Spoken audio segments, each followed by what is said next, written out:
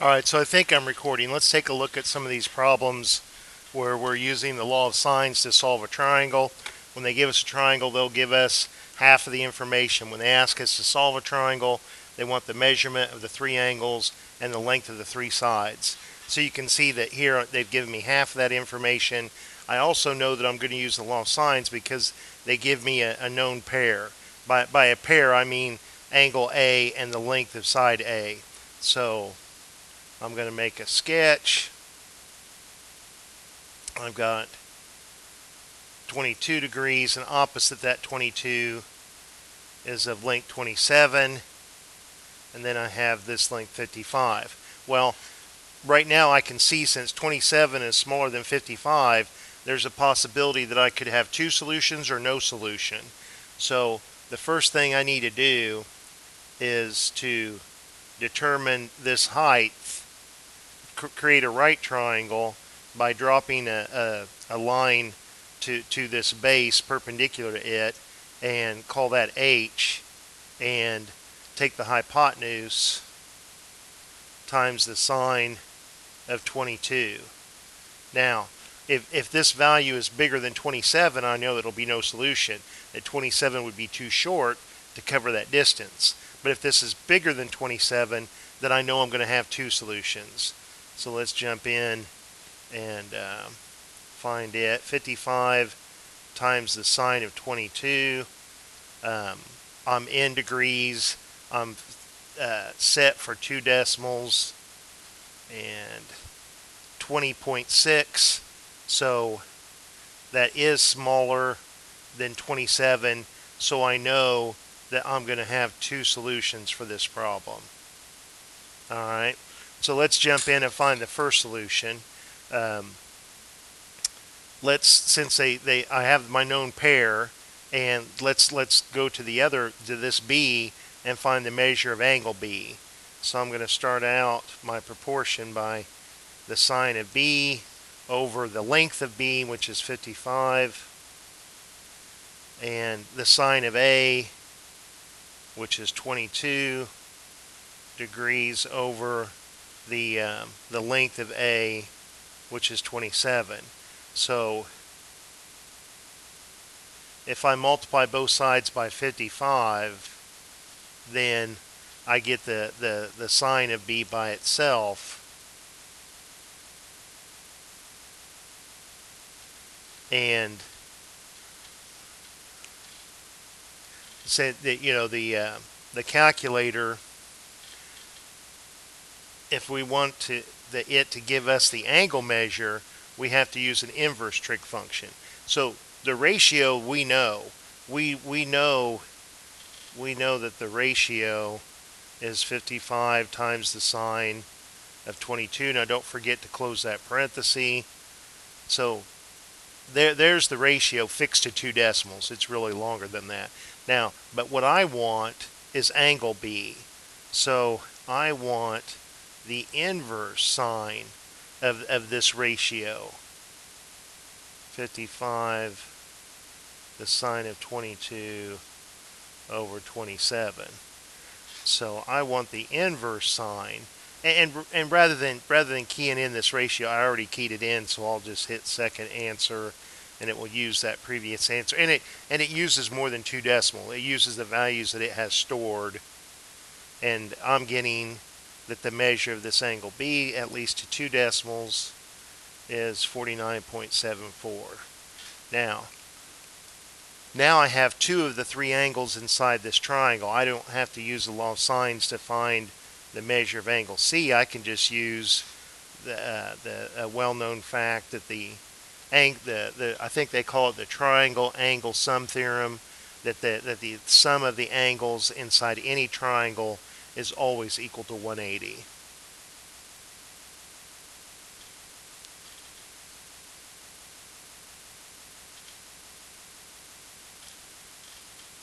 Don't forget, try to remember your degree symbols.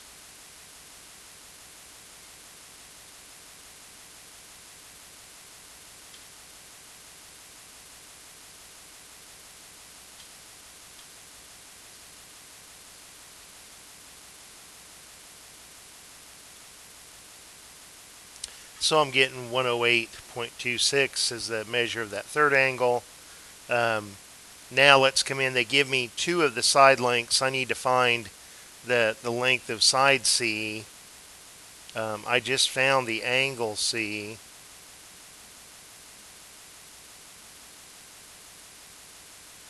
And the known pair was the pair of A's, the 27 over the sine of 22.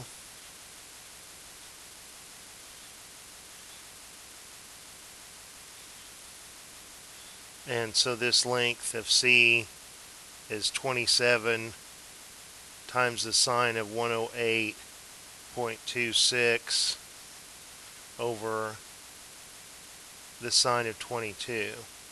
So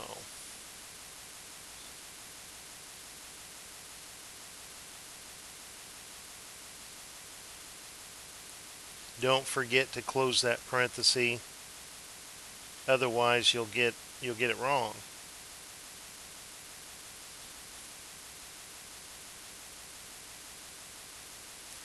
So the length of this side is 68.45 units. Now, we said there was two solutions. We have found the first solution.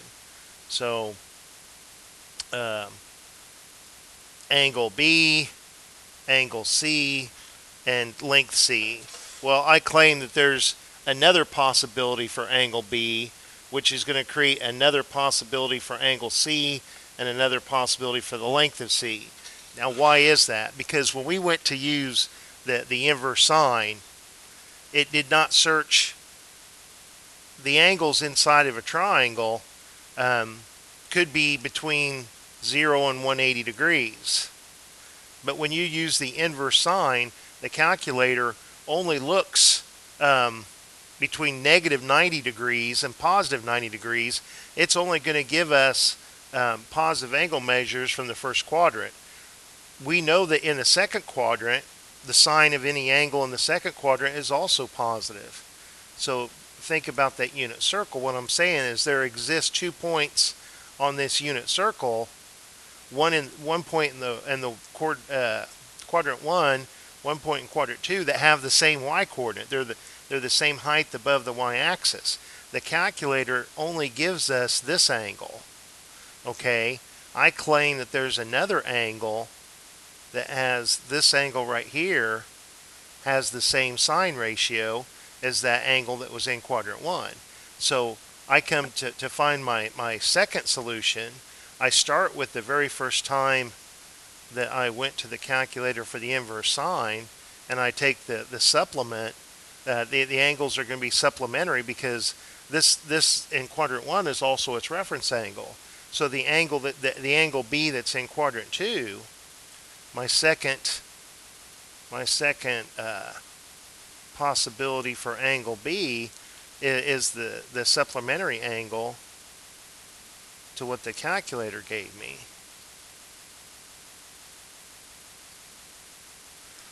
So if I have 180 minus 49.74. Okay, so remember these are approximations. Now, so what I claim is that the sine of 49.74 is going to be approximately equal to the sine of 130.26. Now, it may not be accurate all the way out to this number of decimals because I've only rounded it to 2 decimals there.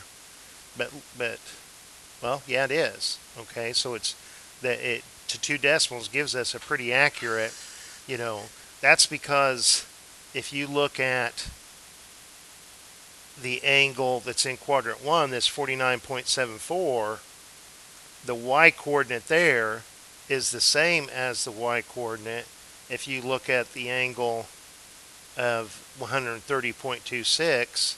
Both of these points, they have different x coordinates, but they have the same y coordinate. Remember, on the unit circle, the sine is the same as the y coordinate. All right, so anyway, that's enough. Let's finish this problem then. So now for angle C, again, they're going to add up to 180. See the given information. This information is true for both triangles. Okay, so we already know the measure of angle A. It's 22, and the measure of angle B I have here. So this gives us a different C than we had the first time.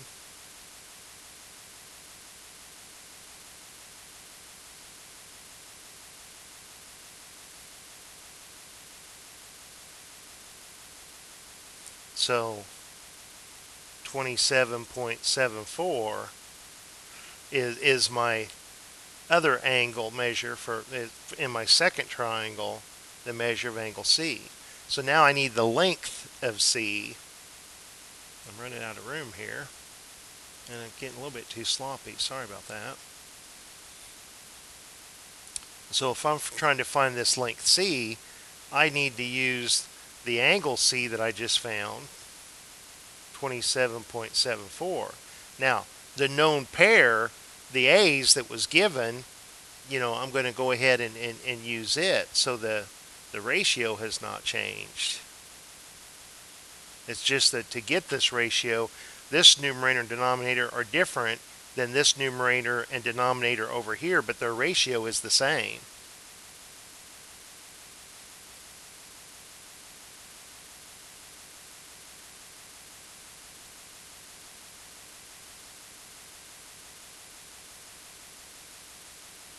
So this is a length.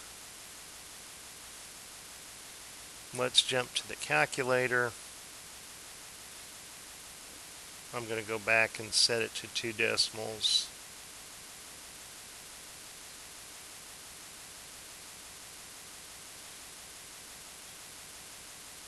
Don't forget to close that parenthesis.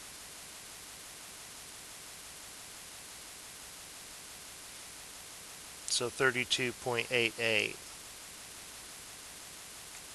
All right, so hey, I hope that helps, and I'll talk to you later. Bye.